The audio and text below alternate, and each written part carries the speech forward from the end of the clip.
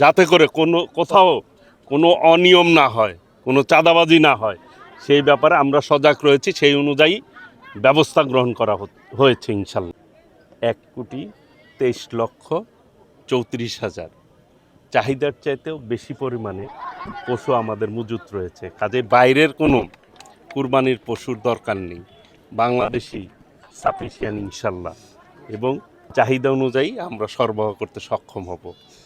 এবং এই বাজারে যাতে ব্যবস্থাপনা সঠিক থাকে সেই অনুযায়ী আমরা প্রত্যেক হাটেই আমরা আমাদের যে ভেটেরিনারি ডাক্তাররা রয়েছে তারা দায়িত্ব পালন করবে, এবং পশুর মন্ত্রণালয়ের পক্ষ থেকে এবং আমাদের প্রাণী সম্পদ মন্ত্রণালয়ের পক্ষ থেকে সেই ব্যাপারে আমরা সার্বিক ব্যবস্থা গ্রহণ করছি।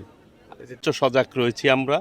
ইতিমধ্যেই আইনশৃঙ্খলা বাহিনীকে আমরা এবং বিডিআর যারা দায়িত্বে রয়েছে বর্ডার এলাকায় তাদেরকে আমরা অবহিত করেছি, এবং তারাও আমাদের সাথে মিটিংয়ে ছিল। সেই অনুযায়ী আমরা তাদেরকে বলেছি যে কোনোভাবেই বাইরের পশু বা গরু যাতে বাংলাদেশে অবৈধভাবে কেউ প্রবেশ না করাতে পারে, কারণ বাংলাদেশের যে চাষিরা রয়েছে তারা যথেষ্ট পরিমাণে গরু ছাগল তারা পালন করেছে।